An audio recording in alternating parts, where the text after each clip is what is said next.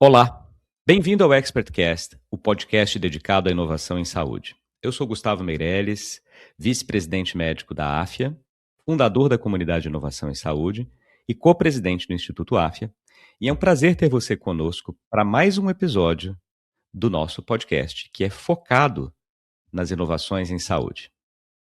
No episódio de hoje, nós vamos falar sobre como os modelos preditivos de inteligência artificial podem transformar a tomada de decisão em um dos ambientes mais críticos da saúde, as UTIs neonatais. Vamos conhecer um pouco mais dos desafios reais que existem nesses ambientes e de como a inteligência artificial já está ajudando bastante os profissionais que ali trabalham, transformando soluções de pesquisa para soluções de prática clínica diária com adoção de larga escala. E para essa conversa, eu tenho a honra de receber aqui duas convidadas que têm muita experiência no assunto. A primeira é a Júlia Lima, que é uma médica pediatra, fellow em neonatologia no Boston Children's Hospital, da Harvard Medical School. A Júlia tem foco de pesquisa em análise preditiva aplicada à terapia intensiva neonatal, especialmente em recém-nascidos de alto risco e com cardiopatias congênitas. E eu vou receber também a Vitória Rodrigues, doutoranda em Engenharia Elétrica e Computação na Universidade da Flórida, com foco em medicina preditiva para suporte em ambientes extremos por meio da análise avançada de biosinais. Ou seja, as duas aqui fazem uma dupla excelente, que se complementa muito. A gente vai abordar desde a pesquisa até a prática diária com a utilização de inteligência artificial, modelos preditivos na UTI neonatal. Então, Júlia, Vitória, fico muito feliz de receber vocês duas aqui hoje no ExpertCast. Obrigado por terem aceito o convite. Prazer, Gustavo. Prazer estar aqui. Prazer, muito legal. Muito obrigada aí pelo convite. Acho que vai ser muito legal esse papo. Muito bom. E eu vou querer conhecer um pouco mais também da trajetória de vocês duas aí nos Estados Unidos. A gente começa falando sobre o TI neonatal, mas ali no comecinho da segunda parte do nosso episódio, eu vou querer conhecer um pouco mais as duas, como é que foi essa trajetória até os Estados Unidos. Primeiro a gente fala da UTI neonatal, vou começar com a Júlia aqui com a vivência de médica, com grande conhecimento ali em situações extremas, bebês de alto risco. Então a gente está falando aqui de um ambiente com pacientes extremamente frágeis e com decisões que não podem demorar e que precisam ser, obviamente, decisões corretas. Então gostaria, Júlia, que você começasse nos explicando, né, do ponto de vista clínico, o que significa para uma UTI neonatal nós temos uma análise preditiva baseada em dados fisiológicos contínuos, né? O que são esses dados fisiológicos contínuos? Como que a inteligência artificial pode nos ajudar no dia a dia? Isso. Bom, Gustavo, então, em linhas gerais, quando a gente fala de análise preditiva baseada em dados fisiológicos contínuos, a gente está falando da habilidade de modelos computadorizados identificar padrões ou alterações sutis que a gente sabe que o nosso cérebro não é capaz de identificar, tá? Quando a gente está olhando o monitor cardíaco. Então, um exemplo clássico que fica fácil de explicar como que isso funciona na prática é a identificação de alguma infecção grave ou sepse, né? Principalmente, isso vale para, acho que qualquer, diversos ambientes médicos, principalmente UTIs mesmo com adultos, mas principalmente quando a gente fala de prematuros extremos, que são bebês que são muito suscetíveis a qualquer mudança ambiental, qualquer estímulo nocivo, ou mesmo iluminação, ou toque. É muito comum a gente ter alteração, né, de batimento cardíaco, eles têm uma doença pulmonar de base, então é muito comum você ter dessaturações, né, casos de apneia, e é sempre na UTI uma questão muito subjetiva a gente falar assim, eu tenho confiança de que esse bebê está infectado e eu preciso começar um antibiótico. Então, você pega 2 neonatologistas com grande experiência, e você faz a mesma pergunta sobre o mesmo bebê, um pode te falar que vai começar antibiótico e o outro pode falar que não vai começar antibiótico, né? Isso é um cenário muito comum na nossa prática diária. Então, um modelo preditivo, né, com ajuda de inteligência artificial, ele vai ser capaz de olhar para os sinais vitais daquele bebê, né, para coisas como variabilidade do batimento cardíaco ou mudanças, padrões, né, de mudanças da respiração ou da saturação, que o nosso cérebro não é capaz de identificar, e isso seria uma forma mais objetiva, seria, mais uma ferramenta que o médico teria para conseguir tomar uma decisão, um pouco mais baseada em evidência e individualizada para aquele paciente. Excelente. Poxa, é interessante já ter algumas ideias aqui do ponto de vista clínico, e aí eu vou passar para a Vitória agora para entender um pouco mais aqui desta visão também técnica, né? O que que diferencia dados fisiológicos contínuos de outros dados de saúde e por que que eles são tão desafiadores para análise preditiva. Então, deixa a Vitória também falar um pouco aqui do trabalho dela agora de pós-graduação e nos contar um pouco aqui dessa interface da linha de pesquisa para a prática clínica diária. Sim, sim. Eu acho que, do ponto de vista técnico, né, da computação, que é o meu lado, essa questão dos dados fisiológicos contínuos são bem diferentes no sentido que você está lidando com, acho que muitos dados, né, ao invés de você ter, por exemplo, uma base de dados de tabela que você tem poucas instâncias de dados, você normalmente tem uma quantidade grande de dados, você tem muita coisa que pode ser considerada ruído ou erros que acontecem ali com o paciente, ele solta um sensor e você perde os dados contínuos, você acaba dependendo muito da questão temporal, então tudo ali nessa questão temporal, mas eu acredito que a dificuldade realmente são sistemas dinâmicos mesmo, né, que mudam conforme o corpo vai mudando e vai se adaptando. Então, a gente entender aquilo e fazer aquilo fazer sentido também do ponto de vista clínico, acho que é o maior desafio que eu tenho lidado na minha pesquisa em si. O que a gente tem tentado fazer, eu foco muito em questão de explanabilidade, né? Então, assim, não só pegar todos gigabytes e gigabytes de dados, jogar numa IA e falar o que você acha aí, IA, o que a caixa preta me diz, mas tentar entender realmente o que esses sinais estão dizendo pra gente, junto com o lado clínico também, desenvolver features que possam ser interessantes pra gente entender o que esses sinais estão dizendo, mas eu realmente acredito que são, acho que uma parte muito importante da análise preditiva são o uso desses dados fisiológicos contínuos, mas temos essas dificuldades aí que são complicadinhas, mas é o que faz divertido o trabalho. Tá ótimo. E aí eu fico pensando aqui, né, vou voltar para a Júlia agora com a visão de médica, neonatologista, que está muito habituada com esse trabalho na UTI neonatal.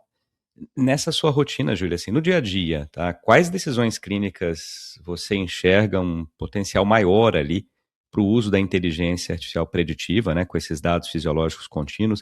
Conta um pouquinho mais para a gente da rotina de uma neonatologista e como que você tem enxergado a inteligência artificial transformando a UTI neonatal e te ajudando a tomar decisões mais assertivas. Sim. Eu acho que ainda tem um caminho muito longo a ser percorrido. Primeiro, eu queria deixar isso claro, assim, eu acho que, até mesmo aqui nos Estados Unidos, eu diria que a minoria das UTIs neonatais, eles têm um sistema de poder capturar esses dados que é tão valioso, né, para pesquisadores como a Vitória e como a gente também faz no Boston Children's. Então ainda tem muito a ser explorado e muito a ser transformado para poder realmente impactar o nosso dia a dia clínico, né? Eu gosto de pensar que dá para você separar em vários grupos, né, o potencial da análise preditiva. Então, o primeiro que a gente já conversou um pouquinho é esse de sistemas de alerta, né? A identificação de sepse já está já é uma coisa que acontece, né, nas UTIs neonatais. A gente na verdade, não usa esse sistema no Boston Children's, mas já é usado em diversas UTIs neonatais dos Estados Unidos, um sistema que chama Hero Monitoring System, que é exatamente isso que eu conversei. É um sistema que é integrado ao monitor do bebê, e ele vai te falar um número que a cada hora vai ser atualizado, e isso vai indicar para os médicos que pode estar acontecendo uma infecção. E esse foi, eu diria que foi o único estudo randomizado, controlado que foi feito até hoje em neonatologia, utilizando sistemas de análise preditiva com sinais vitais. E esse estudo eu achei que foi muito importante porque ele de fato mostrou uma redução na mortalidade de bebês quando esse index estava disponível para o médico, tá? E esse index ele não tinha obrigatoriedade do médico tomar nenhuma atitude em relação a isso. Ele estava ali como mais uma forma de você, né, como se fosse mais um sinal vital, né? E os médicos tinham total liberdade para, dentro daquele contexto clínico, decidir ou não começar um antibiótico ou tomar alguma atitude em relação àquilo, mas ele de fato mostrou redução da mortalidade. Então, sistema de alerta, né? Outro sistema de alerta, que é uma coisa que eu estou tentando fazer agora, né? Uma das minhas pesquisas, é a identificação do duto arterioso patente, que seja hemodinamicamente significativo. Isso é uma coisa bem específica da neonatologia, mas é um problema muito em voga e que causa muito debate na neonatologia, porque a gente ainda não conseguiu identificar de forma ideal quais são os bebês que têm esse duto arterioso patente, que é uma conexão entre a aorta e a artéria pulmonar e que pode causar problemas, e quais são os bebês que beneficiam de tratamento, né? E hoje em dia a gente depende, de novo, de sinais clínicos que não têm uma acurácia muito alta, né? E sinais ecocardiográficos também, que às vezes o sinal ecocardiográfico pode ser significativo, mas isso não reflete um problema hemodinâmico significativo. Então, eu sinto que a análise preditiva usando sinais vitais contínuos, com o uso de inteligência artificial, em casos como esse, seria realmente muito importante.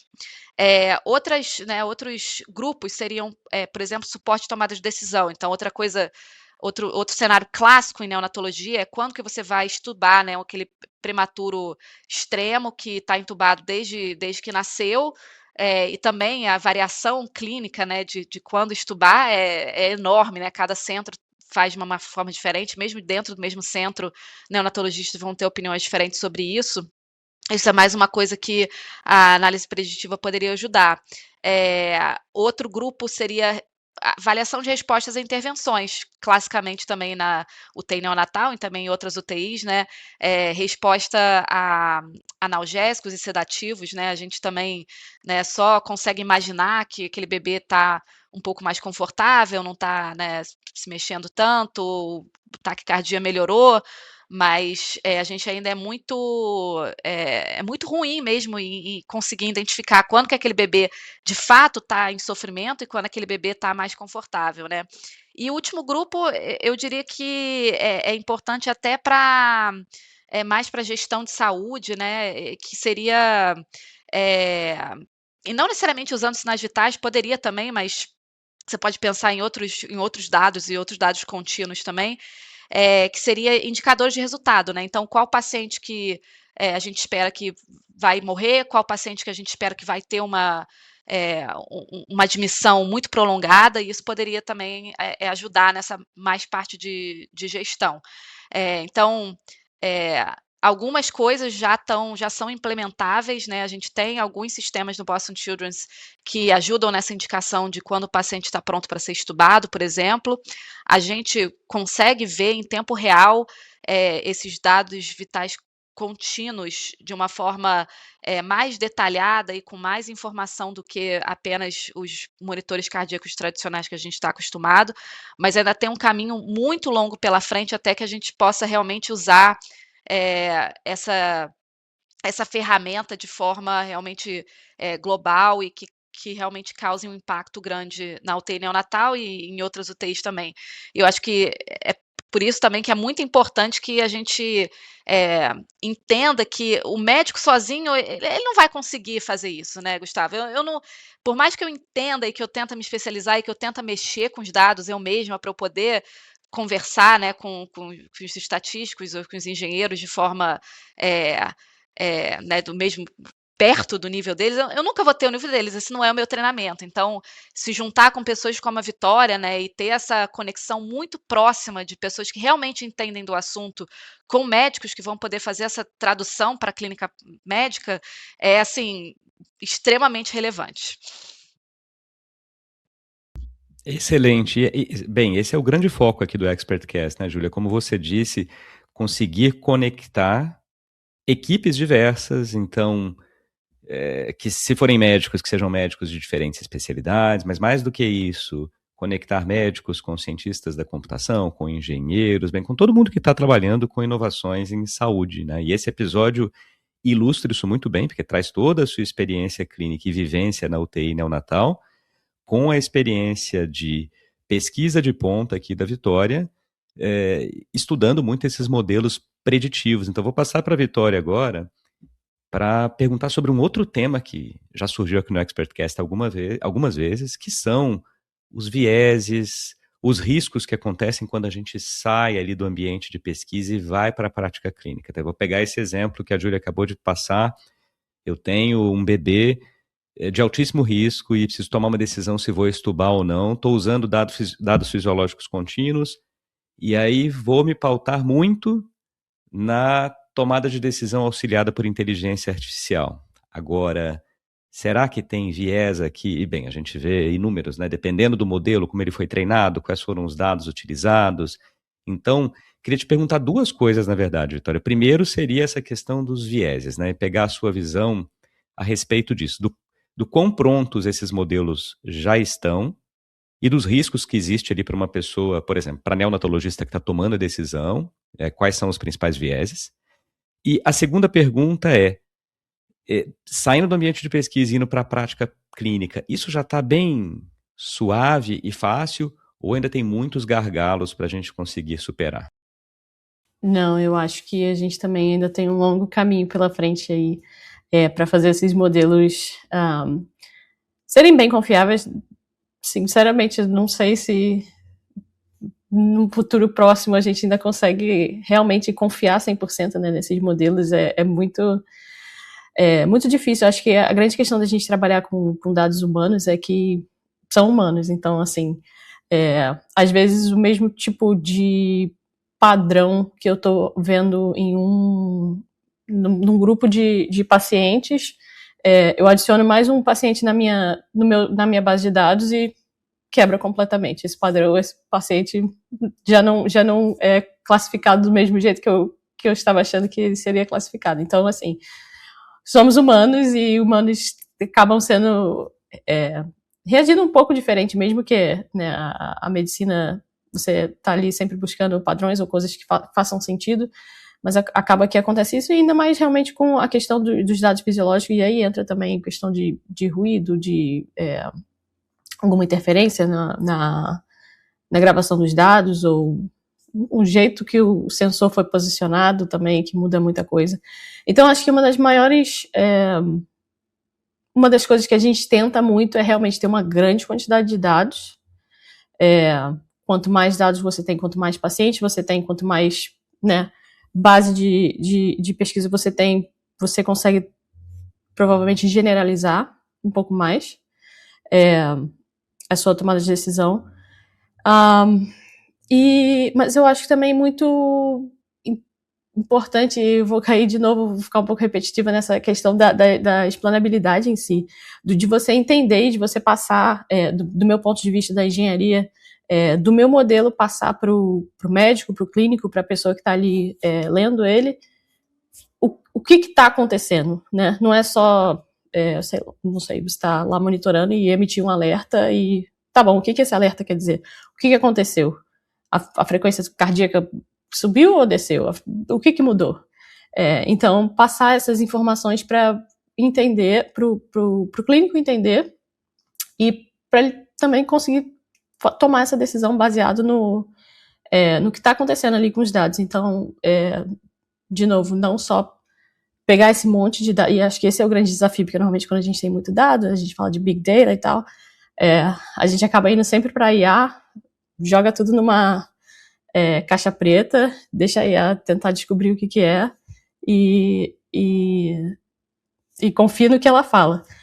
Mas acho que a grande dificuldade que eu vejo, que eu tenho, é realmente tentar entender, criar features a partir desses dados que sejam interessantes. E aí, de novo, a gente também volta na questão dessa interdisciplina de conversar com eu.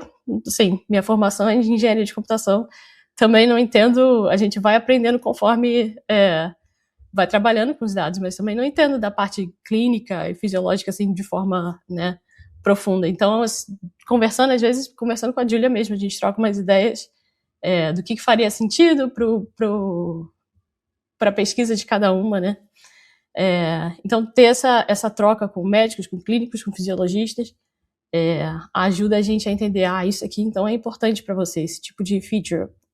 A diferença entre, né, o famoso heart rate variability, que é a diferença entre o peak-to-peak do ecocardiograma, coisas que, insights que a gente pega da parte da medicina e tenta trazer e traduzir para os modelos mesmo.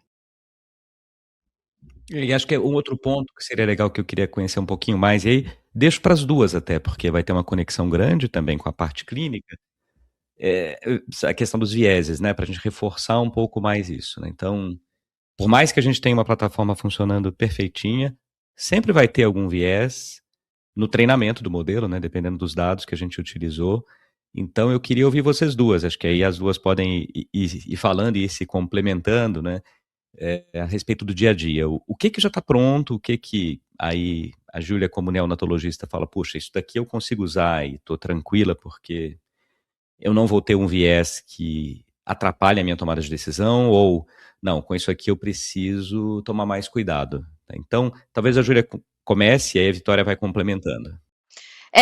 Essa pergunta é interessante, porque se você olhar a literatura, você encontra bastantes papers falando fazendo modelo de análise preditiva, tanto na neonatologia quanto para adulto, para outros cenários.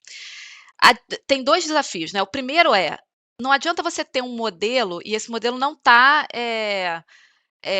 não está conectado com o seu sistema de monitoramento, né? Então eu posso fazer, eu não posso usar aquele modelo, né? Existem modelos que teoricamente são modelos bons de predição de extubação, né? A gente usa muito area under the curve, né? Para dizer se o modelo é bom ou não. Então modelos que têm, né, mais de 80% de area under the curve, que são modelos que teoricamente são bons, mas se não tiver um engenheiro da computação ou alguém que colocou esse modelo ali no meu, né, prontuário eletrônico ou no meu sistema de monitoramento, eu não consigo aplicar isso para os meus pacientes. Então, isso é o primeiro desafio. Qual é a dificuldade de fazer isso, né? De eu pegar esse modelo e conseguir colocar dentro da minha UTI neonatal? Os gestores e os médicos, de forma correta, querem ter certeza de que aquele modelo, como você está falando, é um modelo que eu posso confiar, né? Porque a gente não quer começar a usar alguma coisa que, na teoria, parece que é bom, mas que na prática isso pode causar malefícios, né? Que isso é a primeira lei, né, regra da medicina, você não quer causar malefícios. E então, o que eu acho, na visão do médico, eu acho que a gente precisa dar esse passo à frente, e é por isso que eu gosto tanto do estudo randomizado controlado que fizeram com o Hero Trial. A gente precisa de mais desses estudos clínicos, né? Então, você tem uma proliferação, né? Extubação é o que mais tem. Você vai ter isso para neonato, você vai ter isso para adultos, né? Você vai ter isso para crianças que estão mais velhas, que estão na UTI pediátrica. Predição de extubação né, aquilo que a gente fala low hanging fruit, que todo mundo faz e que você tem modelos que teoricamente são bons. O que está faltando? Uma conexão desses grupos que estudam isso e falar, olha, a gente precisa ver como é que isso vai ser implementado na prática e como que isso de fato vai mudar os nossos outcomes, né? Então, não adianta nada você falar que esse modelo tem uma acurácia excelente naquela sua população se aquilo não é generalizável. Então, eu diria que esse é o próximo passo dentro da análise preditiva, é a gente pegar essa diversificação de estudos e de trials pequenos que são feitos, né, em uma UTI ou poucas UTIs juntos, e realmente fazer estudos randomizados controlados. Vamos usar esse modelo nessa população, não vamos usar esse modelo nesse outro grupo e vamos ver se de fato isso funciona ou não, né. E o Hero foi interessante porque, na verdade, isso é um pouco também do que a Vitória falou, que você vê que ele funciona, mas muitas vezes você tem dificuldade de entender exatamente o que ele está fazendo. E nesse paper do estudo randomizado do Hero, na verdade, ele não foi altamente capaz de identificar sepse. Mas ele é capaz de identificar alguma coisa que realmente aumenta a mortalidade. O médico tendo essa ferramenta de ver que o paciente está descompensando, ele usava, né, as outras informações que ele tem da história do paciente, do seu exame clínico, né, de qual é a história daquele paciente, e ele tomava decisões baseado nisso e de fato isso diminuiu a mortalidade, que por um lado eu entendo, né, a Vitória falar assim, a gente quer entender exatamente o que está acontecendo, eu acho que isso é importante, mas para mim como médica, às vezes é só importante que aquele paciente não morra, né, ou que eu consiga, né, salvar aquele paciente. E se eu entender exatamente o que está acontecendo, ótimo, mas também se eu não entender, mas o paciente não está, né, não está descompensando com o auxílio daquele produto, eu, de qualquer maneira, vou achar que é um produto bom. Então eu acho que está faltando mais estudos clínicos usando esse tipo de modelo. Eu acho que esse seria o próximo passo. Excelente. E para a gente fechar aqui, Vitória, como é que você, como engenheira da computação, enxerga tudo isso que a Júlia disse? Eu concordo. É interessante. Realmente, às vezes a gente, do nosso lado, também quer explicar muito, entender muito o que está acontecendo, não sei o que, e às vezes o médico realmente só quer um aviso, tipo assim, presta atenção, fica de olho. Não sei o que está acontecendo, mas me avisa me avisa aí para me preocupar. Mas acho que isso é interessante. Acho que da parte do viés também, sim, uma coisa que na verdade é acho que um dos grandes problemas desses modelos é você entender o quão de certeza você tem daquele seu resultado, né? Eu tô classificando esse paciente como uma taxa alta de mortalidade, mas quão de certeza eu tenho que isso vai acontecer, que o meu modelo vai acontecer? Se você tem um modelo tipo 0 ou 1, você não sabe muito bem. Então, um dos trabalhos que a gente tem no meu laboratório é realmente lidar com essa questão da incerteza em si dos modelos de IA e tentar quantificar essa incerteza. E a gente usa, uma das coisas que a gente usa são fusão de diferentes sensores, né? Então, às vezes um sensor só não vai te dar exatamente o que você está procurando, mas se você tem ali junção de sinal de ecocardiograma com SpO2, com EEG, né, eletroencefalograma, esses monitoramentos a gente consegue, juntando esses sinais e fazendo sentido desses sinais, a gente consegue quantificar, eu acho que vai dar problema, mas com uma certeza ali 70%, então fica de olho. Ou então, isso aqui, baseado nos dados que eu tenho, eu acho que isso aqui realmente é uma coisa a se preocupar, 90%, 95%. Então, também acho que é um desafio. E, de novo, dados fisiológicos, dados humanos, é sempre um desafio. Quanto mais dados você tiver, melhor, mas quanto mais dados de qualidade também você tiver, melhor.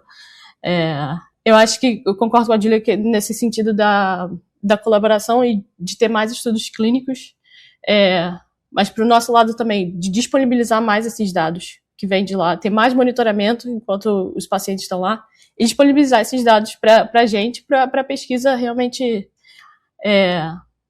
conseguir avançar, porque às vezes também é difícil ter acesso a esses tipos de dados e a gente fica meio limitado ali no que a gente pode usar. Mas uma das coisas mais importantes, a gente também sofre com isso, porque para o hospital conseguir ter essa infraestrutura, né, de coletar, porque o que você vê no monitor, isso, na maioria dos casos, isso não é gravado, né? E para você ter essa infraestrutura de gravar esses dados e guardar, né, e salvar esses dados, é uma infraestrutura que requer dinheiro, né, requer investimento. E muita gente não está convencida ainda de que isso é importante, mas se você não tem esses dados, você não pode também provar que isso é importante, que isso tem futuro, né. Então é por isso que isso é um dos grandes desafios, tanto para o pessoal que trabalha mais em laboratório mesmo, né, imagina a Vitória às vezes ela depende de, né, pessoas, uma a uma indo lá para ela poder coletar esses dados, né, isso é um desafio enorme e para a gente também, às vezes a gente consegue algum grant, né, algum funding para pegar algumas máquinas que são capazes de guardar, mas é sempre um número limitado, e realmente os hospitais que têm essa capacidade de guardar esses dados de maneira em massa, né, para todos os pacientes de UTI, ainda é um número pequeno, né, para o que a gente deveria ter para poder fazer estudos que realmente são impactantes. Olha, aprendi bastante aqui numa área que eu confesso conhecia muito pouco, e muito interessante a gente ver a inteligência artificial realmente sendo utilizada na prática para melhorar muito, não só ali a evolução e o desfecho desses pacientes, né, tão frágeis e em situações muito graves, em algumas vezes. Então, muito bacana o trabalho de vocês duas aqui, Vitória e Júlia. Eu vou querer ouvir um pouco mais sobre ele na segunda parte do nosso episódio. Hoje aqui a gente encerra essa primeira metade. Agradeço muito a vocês duas. Júlia, Vitória, muito obrigado por estarem aqui. Em breve eu vou receber essa dupla aqui para a gente continuar nossa conversa. Foi um prazer. Muito obrigada, Gustavo. Obrigada. Olha, no próximo episódio a gente vai falar um pouquinho mais dessa trajetória internacional, dessa dupla de pesquisadoras brasileiras, da Vitória e da Júlia, da integração com fluxos assistenciais, os desafios de implementação clínica da IA preditiva, com esses modelos que a gente está discutindo aqui nas UTIs neonatais, e também falar um pouquinho uma visão de futuro da inteligência artificial na UTI neonatal. E para você que está nos ouvindo, se quer continuar essa conversa sobre inovação em saúde, não deixe de participar da comunidade Inovação em Saúde, que já conta com mais de 13 mil interessados no tema. Os nossos grupos são gratuitos, são abertos. Acesse www.inovaçãosaude.com e faça a sua inscrição. O ExpertCast é um projeto que tem o apoio da Agfa Radiology Solutions e tem a produção da SoulPods. Se você gostou do nosso episódio, siga o podcast, avalie com 5 estrelas, compartilhe os episódios com seus amigos e contatos. É assim que a gente consegue disseminar informação de boa qualidade sobre inovação na saúde. Muito obrigado pela companhia e até o próximo episódio.